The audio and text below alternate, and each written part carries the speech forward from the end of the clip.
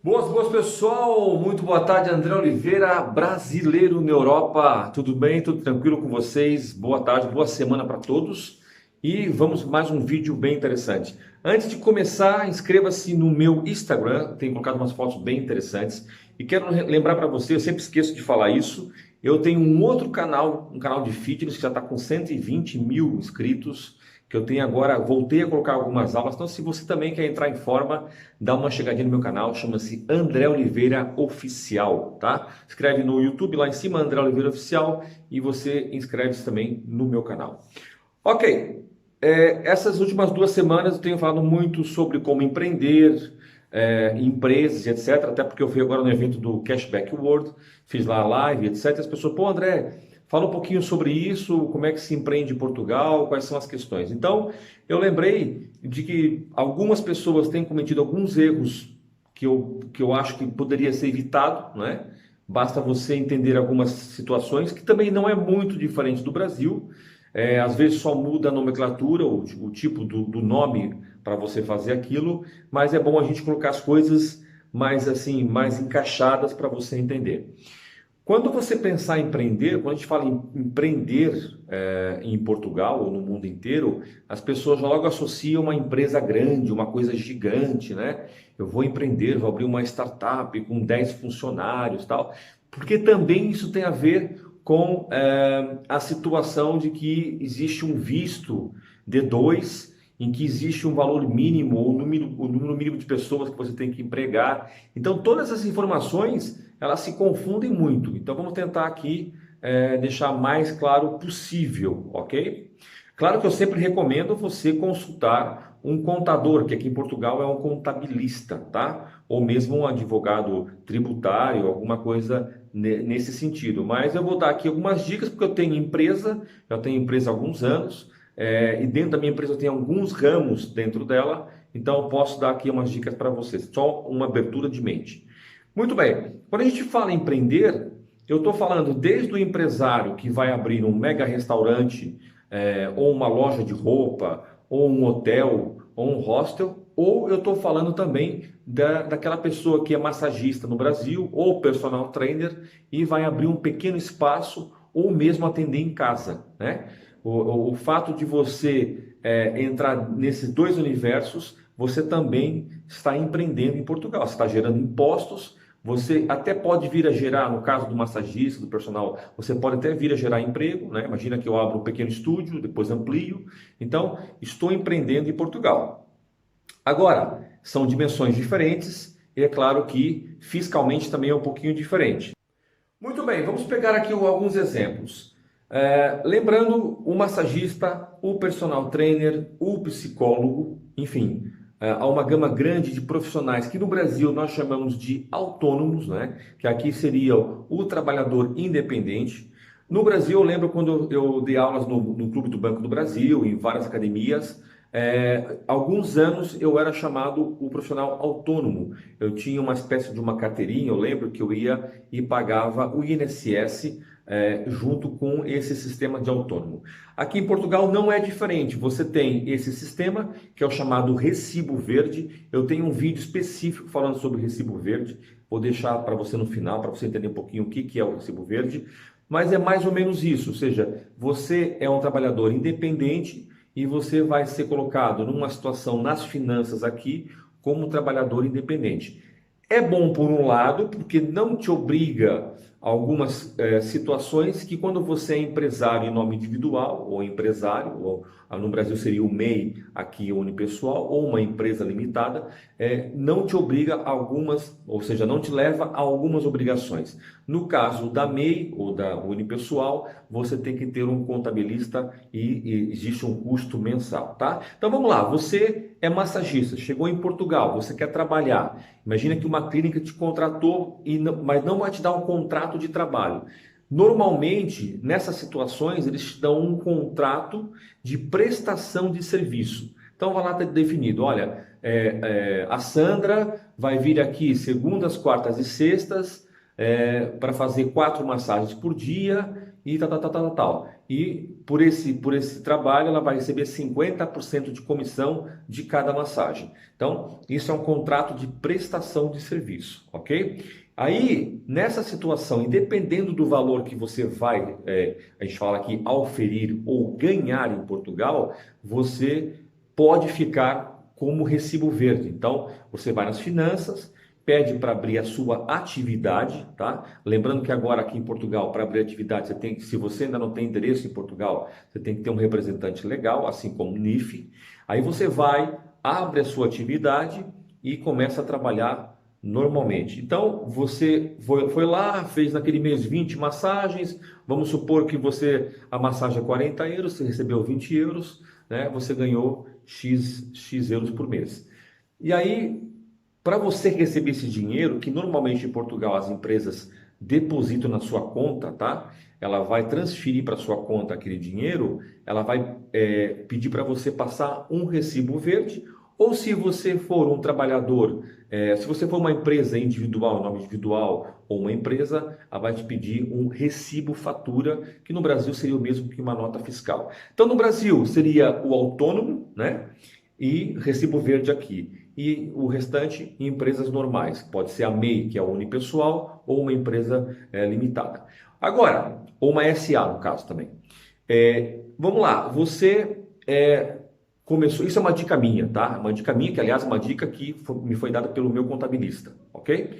Vamos supor que você começa a fazer muitas massagens, que é o que eu desejo que você consiga. Ou você é personal, ou você é psicólogo, e você começa a fazer muitas massagens, ou muitos alunos, e aí você ultrapassa um valor, sei lá, 1.500, 2.000 por mês. Provavelmente, aí depende muito das suas despesas em Portugal, né? Depende muito como é que você está em termos de despesas. Provavelmente vale a pena você abrir uma pequena empresa, uma MEI, que seria no Brasil, tá? Porque os impostos e principalmente a segurança social para o recibo verde é muito penalizante, é muito ruim. Inclusive, eu recomendo você vai no Google e coloca segurança social. Não, espera um pouquinho. Tabela, segurança social, trabalhadores independentes. Então lá tem uma tabela, você vai ver que quanto mais você ganha, mais você paga e o valor é bem alto, ok? Pela empresa você tem uma coisa que chama-se TSU, Taxa Social Única, ok? Que é um valor que, imagina, a tua empresa ganhou 10 mil ou 50 mil, é mais ou menos o mesmo, tá? É muito próximo do mesmo. Então, muito bem. Se você está com um valor, sei lá, 800 por mês, 900, 1.000, talvez valha a pena você se manter no recibo verde. Se você começar a ganhar muito mais, provavelmente não vale a pena você fazer isso. Então, quando a gente fala em empreender, nós estamos falando nesses sistemas, ou seja, você está gerando negócio, está gerando a tua empresa, ou você como unipessoal, ou como recibo verde, está gerando impostos e negócios, e você então está empreendendo em Portugal. Por que eu estou falando desse vídeo? Porque há algumas nuances aqui. Eu já vi vários casos de pessoas chegar aqui e ouvindo um vídeo na internet, chegar aqui, claro, porque às vezes tem que pedir a sua legalização, ou porque um amigo falou assim, não, corre lá nas finanças e abre a sua atividade, corre lá nos registros e abre a sua empresa, e a pessoa fez isso. Por exemplo, se você chegou aqui, correu nas finanças, abriu a sua atividade, no primeiro ano, como recibo verde, você tem uma isenção de 1 ano de segurança social para todo mundo, para português, para qualquer pessoa, tá? Você abriu a atividade, como recibo verde, o primeiro ano você está isento da segurança social. Lembrando, como eu te falei, o mais pesado do recibo verde é a segurança social. Então, você chegou, ouviu falar, né? Eu não fiz esse vídeo, você chegou, pum, abriu a atividade. Aí já começa a contar, né? Mas aí você chegou e tal, demorou 2 ou 3 meses para você fazer contato com as pessoas e você começou a trabalhar no 4º mês, ou no 3º mês, ou no 5º mês. E aí você começa a passar, vamos lá, um caso bem claro. Você arrumou o trabalho no 4º mês, começou a trabalhar, no 5º mês o patrão lá, o dono da empresa, o dono da clínica de massagem falou, André, passa aí o recibo verde. Então, eu só passei o recibo verde no 5º mês, ok? Então, a isenção não começa a contar quando você passa o recibo, ela começa a contar quando você abre. Então, você pode ter ficado 5 meses, né, sem passar o recibo, porque você também não está trabalhando, você não está sonegando impostos nem nada, porque você não está trabalhando, você está procurando trabalho. Como você não fez isso, você perdeu 4, 5, 6. Eu já vi até um caso que a pessoa perdeu 8 meses de isenção da Segurança Social. Lembrando que a Segurança Social vai te custar desde 168 até, sei lá, no mínimo 168 por mês, no mínimo, ok? Até, sei lá, 500, 600, tá? A Segurança Social até de 800 euros por mês. Claro que também você está ganhando, sei lá, 5 mil por mês, ok? Mesmo assim é penalizante, tá? Nesses casos, por exemplo, você está ganhando 5 mil por mês, não tenho dúvida nenhuma que você tem que abrir uma unipessoal, tá? Agora, quando é assim, 1.500, 1.800, aí depende muito dos custos que você tem. Se você vai comprar um carro, por exemplo, se você colocar as despesas do carro, tentar colocar para recibo verde, você não consegue. Então, a gasolina, a manutenção, a própria compra do carro, você não consegue pôr nada, tá? Eu vou dar esse exemplo. Eu vou aqui esticando a conversa porque eu acho que é importante, porque eu vou lembrando com o tempo, tá? Outro exemplo, você vai abrir uma empresa para entregar comida. Você vai investir em 10 motos, tá? Se você abrir a empresa errado, as despesas com essas motos e com a compra e com a gasolina não vai entrar nada. Você tá, como a gente diz aqui, você tá lixado, ok? Por isso que é importante você, quando for empreender, desde um massagista, um personal, a coisa mais simples, até uma empresa gigante, você saber bem o que você está fazendo, porque pegando o meu exemplo, a minha empresa, eu tenho 3 ramos. Saúde, né, que foi quando eu comecei a prestar serviço para a Câmara, eu dei aulas para a Câmara, para ginásios. Eu posso, por exemplo, vender suplemento, eu posso vender roupa de ginástica, eu posso um monte de coisa. Eu tenho a outra parte, que é a parte imobiliária, e tenho a parte que é dos passeios turísticos. Então, eu tenho 3 ramos, ok? Se eu comprar agora, nesse momento, uma moto, né? Inclusive, eu comprei uma moto agora e não pude pôr na empresa. Por quê? Porque esses ramos não utilizam moto para nada. Então, não entra, ok? Mas eu vou para uma empresa específica que utiliza carro, utiliza moto, utiliza caminhão. Então, você vai ter que adequar a empresa para você conseguir buscar esses valores. Viram como é muito importante você... No fundo, gente, não é muito diferente do Brasil, eu sei. Só que eu entendo, as pessoas chegam aqui, ficam um pouco perdidas, e é natural, tem esses erros, como eu falei. Eu conheci um rapaz, até conheci ele, foi num jantar de um grupo que foi feito de tipo microempresários aqui em Portugal, isso foi até o ano passado, e ele estava contando essa história, que ele chegou, começou a trabalhar depois de 8 meses, né? Ah, porque ele veio com visto D7, foi isso, ele veio com visto D7. Ele veio com D7, ele não precisava assim de dinheiro, mas aí disseram para ele, pô, corre lá, abre atividade e tal. E ele perdeu 8 meses de isenção de segurança social, tá? Então, muita atenção. Eu estou dando aqui algumas dicas para vocês, mais no sentido de alertar vocês para quando chegarem, não se apavorarem, ok? Não se apavora. E eu digo sempre isso, se for necessário, faça uma consulta com o contabilista, nem que você tenha que pagar lá e a hora dele. O cara trabalha, o cara vive de contabilidade, não faz sentido. Eu já estou dizendo isso porque vai dizer, mas ele está mandando para o contabilista. Não, o cara trabalha com isso, né? Então, normalmente ele vai te cobrar pelaquela consultoria, pelaquela informação, um valor, sei lá, 50 euros, 100 euros para falar com você. Sinceramente, é o que eu faria. Se você tiver muita dúvida, é o que eu faria. Há coisas que são simples, que você consegue nas finanças, e você conversa lá com eles, explica o que você quer fazer, e normalmente eles te ajudam, tá? Mas é óbvio que eles não são responsáveis, né? Quem está nas finanças, se houver algum erro aí, e você não enquadrar a coisa direito, você voltar lá e culpá-los, não vai acontecer nada, ok?